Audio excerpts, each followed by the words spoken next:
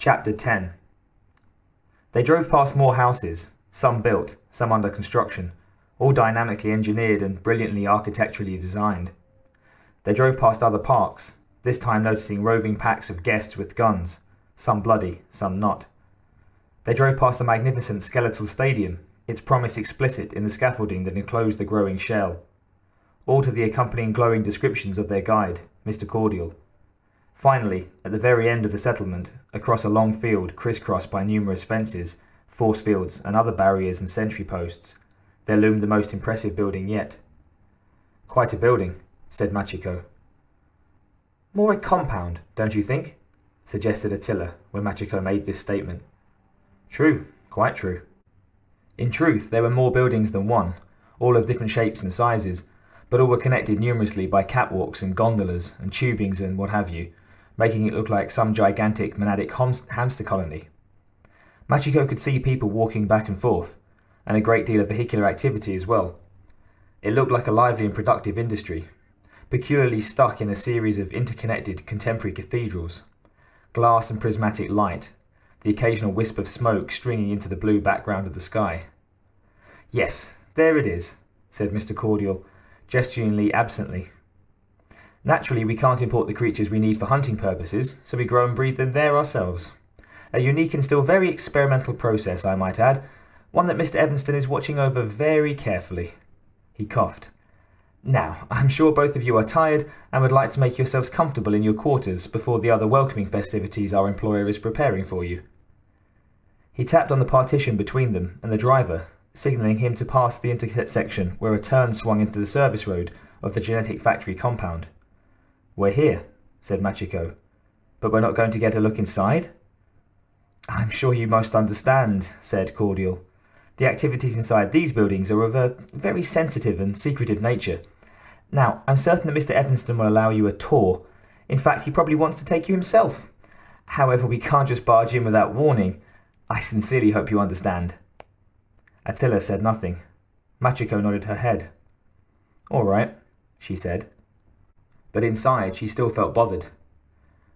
"Take us to our quarters, then." Cordial relaxed. His entire attitude towards his guest seemed to change. Machiko sensed danger signals being dulled. Good. That was what she was hoping for. "Thank you. I understand your curiosity, but I have my duties."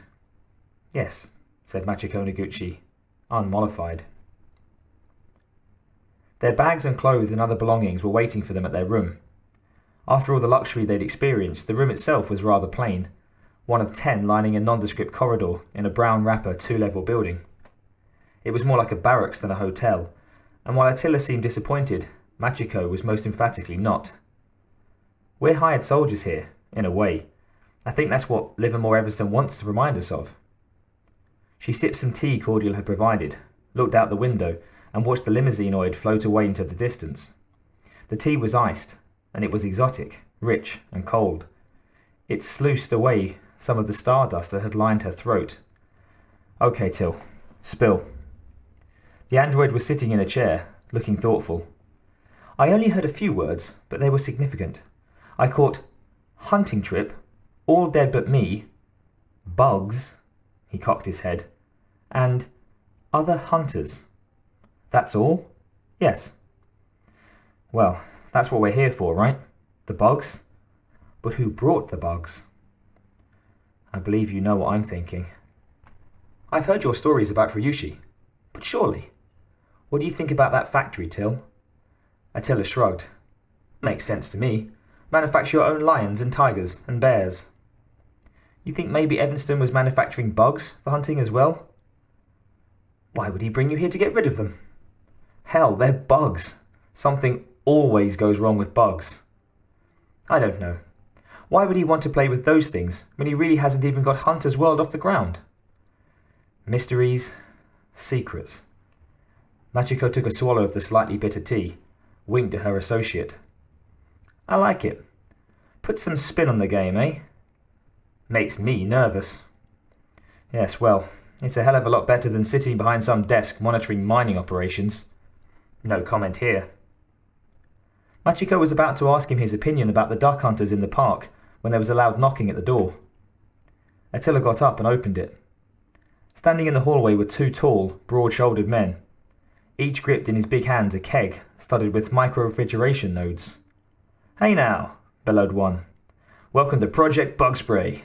I'm ex-Captain Dick Daniels, late of the Colonial Marines, and this is Ned Sanchez. Ned used to work for a security firm on Earth that dealt with the things." His eyes tracked from Attila to Machiko. "And you must be Machiko Noguchi." His eyes travelled over her firm, slim body in a taunting, hungry manner that she abhorred. She felt herself tensing. Not another one of these jerks. "Yes. Nice to meet you. We hear you're going to be heading up this operation, so we thought we'd come over and introduce ourselves.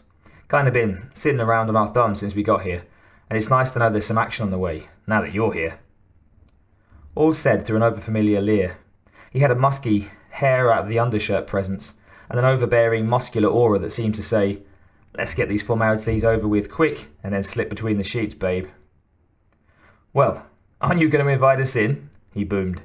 He held up his keg. "We brought our own." "I'm tired," said Machiko.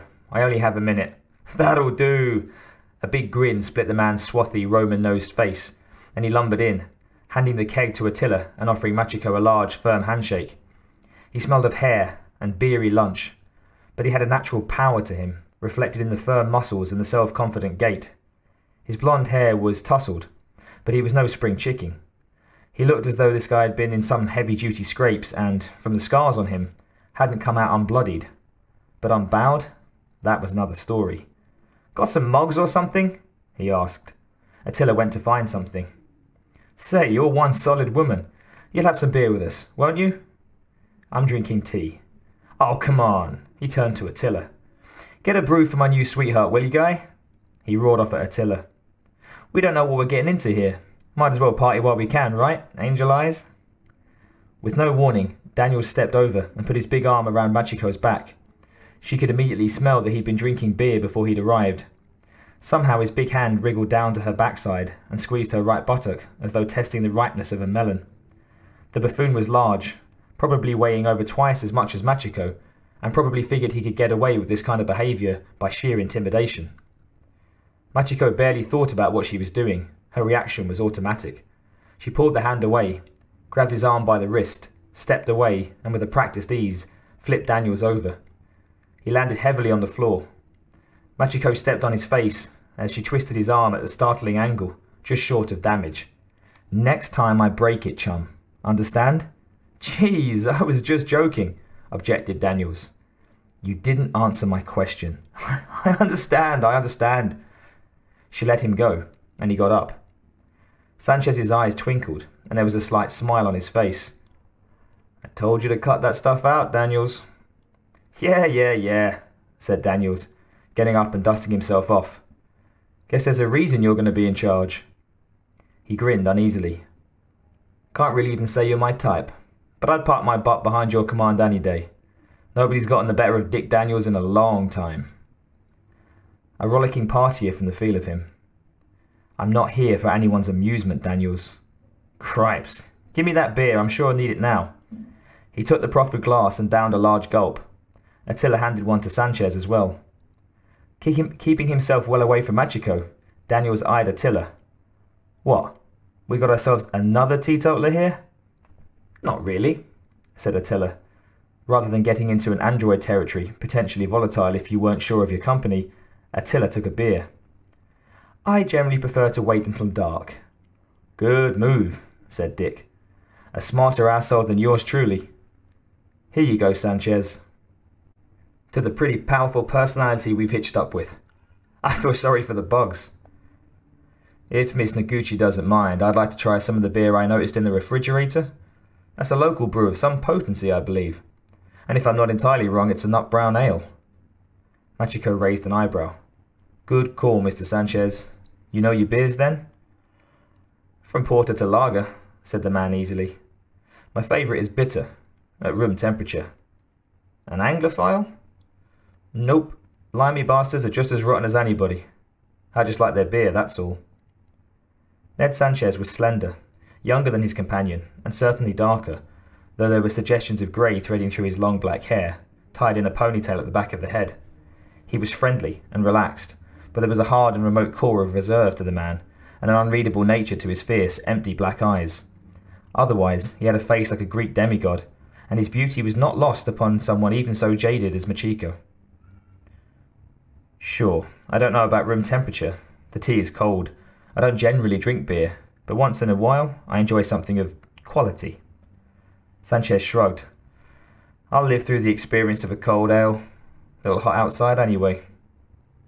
Dick slammed his big hand against his buddy's back. Shit, Neddy and me, we done some heavy manoeuvres today with the guys. Just funnin', you know, but keeping in shape. And he barely pops a sweat. Quick shower, and he's ready for another evening of brews and babes. He straightened himself with a feigned pain and examined a fancy bruise. I don't know, though. Maybe just an evening of brews might be safe. I didn't realise this was Sodom and Gomorrah, said Attila dryly. Machiko watched as the android sipped at his beer, amused. Attila could drink as much as he wanted, without effect. He almost literally had a hollow leg, and these guys hadn't seemed to realise yet that he was an android. Of course, it was rare one could, unless the law was to have androids marked, and there was no such law here. What? You gotta be kidding me. You get in a bunch of rowdy and rich men to shoot up during the day, and you're gonna have to keep them entertained at night. Pretty easy, that. Some gambling, some girls, and lots of drink. I can spare a little time, said Machiko. She felt herself relax slightly. Daniel's good-natured response to getting tossed on his face amused her. A Yautja would have demanded immediate satisfaction of honour in a tooth-and-nail battle to the death. Calm down, kid, she told herself. You've changed, remember? She invited her guest to sit down. Sanchez sat quietly and compactly, but Daniel sprawled out over the couch, feet up on the coffee table, completely at home. How long have you been in town? Machiko asked. A whole 3 days, said Daniels. We got ourselves a company of about 15 total now, including you. He belted a laugh, then a long swig of beer. Let me tell you, I never did see such a mangy collection of misfits in my life. Oh? I'm impressed by the two of you so far. Us? Oh yeah, mind you, we've all got the experience and pedigree and what have you, and I guess we've all seen our share of action. I'm just generally talking about the social level of the other guys. Mercenaries. Real pigs. He opened his mouth and let loose a long and satisfying belch without excusing himself. Then he took another drink. Did we come for a Tiddlywinks tournament? Machiko asked. Well, said Attila, perhaps Tiddlywinks and tea. Dick Daniels looked at Attila for a moment, mouth open. Then he started laughing and slapping his knee. Good! Damn good! Tea! Hey Ned, you think that Evanston can rustle up some tea for... What did you say your name was, guy? I didn't. I'm sorry, I didn't introduce you. This is... Machiko caught herself. Attila.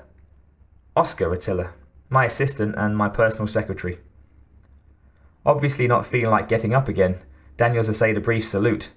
Howdy there, Mr. Attila. Ned nodded as well. Machiko noticed that the handsome man seemed to be retracting even further into some private space. Daniel seemed to have plenty of scars on his exterior, but Sanchez seemed to have his own as well, albeit on his interior. It made her wonder about him. He seemed to resonate on some level that intrigued her. The fact that he was merely polite to her, taking no other particular interest in her except as the woman who was going to command him, pricked her ego slightly, and made her wonder why. She made a mental note to have a talk with him sometime during this visit. Obviously she wouldn't get much from him now, especially with Daniels ingenuously clogging the airwaves. Still, with the man so freely dispensing information, she figured she could probably tap what she could.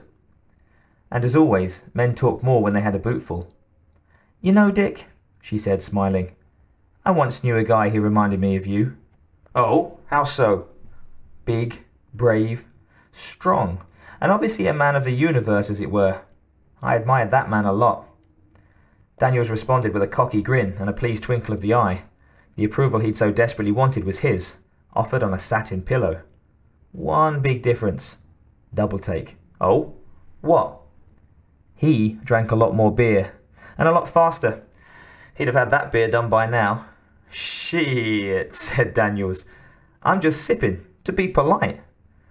The gauntlet clearly thrown down, Daniels smirked, refilled his mug, upended. The remainder of the liquid, at least a pint and a half by Machiko's estimation, slid past his big, bobbing Adam's apple, very little indeed slopping over his lips and rolling down his cheeks, or snorting up his nose. Daniels clapped down the large mug, red-faced but with satisfaction. There you go. I am truly impressed. She was indeed. Within moments the man's face was noticeably redder. My other friend didn't drink that fast. Another burp interrupted the conversation. Machiko sipped her own drink, pursing her lips thoughtfully, and then thought, what the hell, let's go for it. We seem to be alone. She gestured around inclusively. We can talk now. We seem to be a bunch of pretty powerful troubleshooters. So what seems to be the trouble? Daniels blinked a little blearily, accepted the next cup from Attila. Crap. That bastard didn't tell you? Let's just say I'm more interested in what he told you. Fucking bugs. That's what the trouble is. That's the biggest trouble I've ever heard of on all these planets. Daniels developed a slightly grey pallor. Fucking bugs. Don't know how the hell they got here.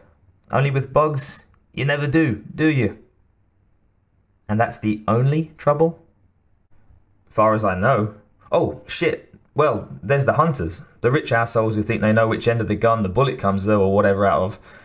Evanston knows he's going to have some accidents, which is why he sets him up with training and insurance, even though right now he's legally not bound for nothing. Nope, there's plenty enough trouble not to buy any, I'll tell you. No sign of other kind of iffy activity? Any other kind of trouble?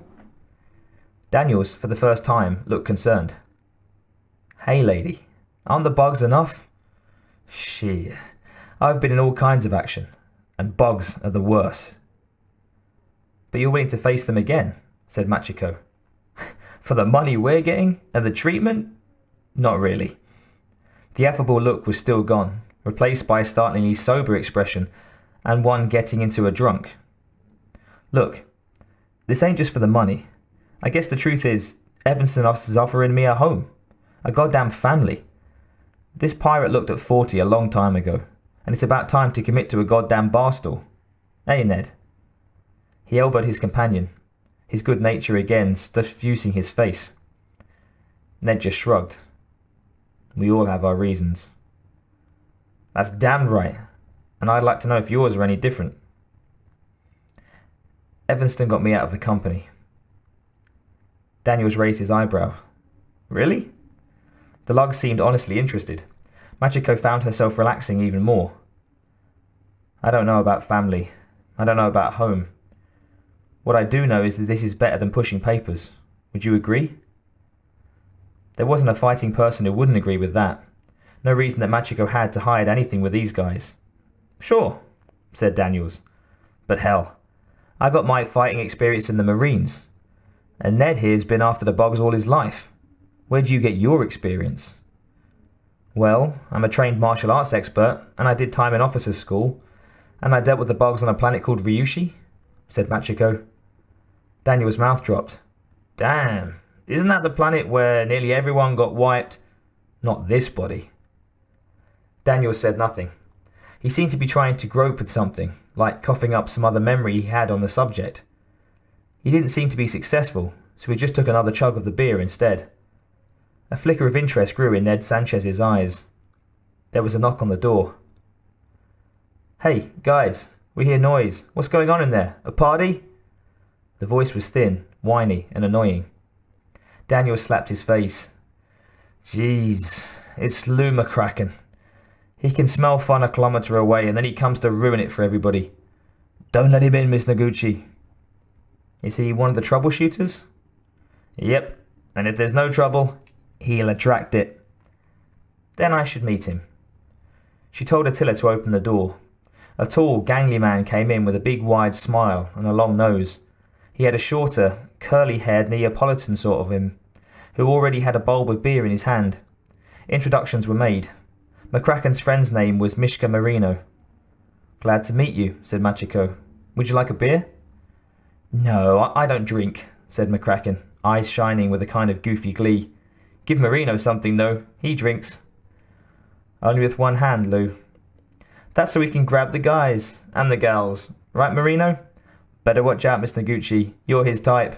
You're all his type. Marino rolled his eyes as McCracken cackled a high-pitched laugh. Machiko cringed a bit and looked over to Daniels as though to say, "You're right. Where did Evanston get this geek?" Still, this manic guy was entertaining if you didn't take him too seriously, and the conversation progressed. With the right questions, Machiko drew out some little essentials about Evanstonville and Livermore land that only a few days' stay could have obtained. For one thing, not only had Evanston hired a great many workers and started up a colonist movement to this planet, he had somehow tapped the resources of the corporation in terms of expertise, just as he had done with Machiko. There were apparently a good many four eyes here, a marine bit of slang for technicians and scientists. Many of them, Daniel said, worked in the factory and really didn't mix much with the rest of the community.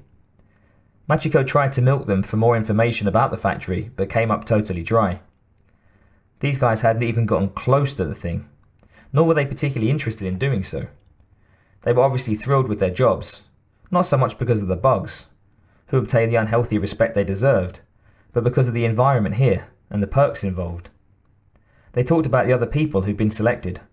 All seemed to have similar backgrounds, soldiers of fortune mostly, experienced with bugs, a mercenary bent with an inclination to settle down in a place that had its share of thrills and excitement. Evanston must have promised them a place in his structure here, just as soon as the little problem was gone. Guides, battle technicians, simulators, whatever. This was just their kind of place, no question. A paradise for men with a trade in violence, who hankered for some peace of mind. "I look forward to meeting the others," said Machiko finally. "Should I round them up?" asked Lou eagerly, excess energy radiating from him. No. I confess that, Mr. Attila and I are a bit tired, and I, alas, have had my share of beer already. Tomorrow, formally. It's been great meeting you guys informally, but let's just call it a day, all right?" "Sounds good to me," said Daniels, getting up and scratching his butt. "One last question, though," said Machiko. "It would seem that the bugs would be perfect hunting material, the ultimate experience. Do you think maybe Evanston planned to use them this way, and then they just got out of control?" Daniels raised an eyebrow. "With all respect, ma'am, anyone who hunts bugs for sport has either got to be crazy, suicidal, or maybe just a little bug-like themselves." From the mouths of lumbering bruisers, thought Machiko. They bade their adieus and filed out to find whatever fun they could. Ned Sanchez was the last one. "Mr. Sanchez?" said Machiko, putting a hand on his arm. "Ned would be fine," he said easily, his dark eyes unreadable. "You don't talk much. I get the feeling you might know more about this operation than the others." His face remained expressionless. "I get the feeling you know more than all of us combined." She shrugged and let him go. But the parting seemed incomplete. She wanted to know more about what this man knew. She wanted to know more about Ned Sanchez, period.